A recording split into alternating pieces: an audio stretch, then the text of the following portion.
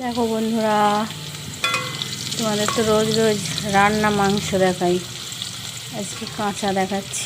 ঠিক আছে, এই যে আলু ভাজি আর এই যে চিকেন, দেখো লেগ পিস, আর এই যে মাংস। ঠিক আছে, এখানে 1 কিলো মাংস আছে,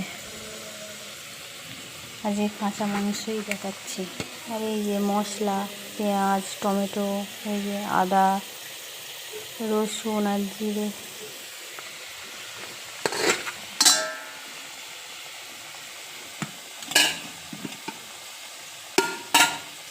আর এই যে ভাত হয়ে গেছে গরম গরম, দেখো ধোঁয়া উঠছে।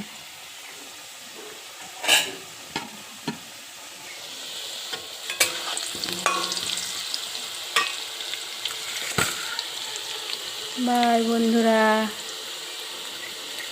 ভালো লাগলে কমেন্ট করবে।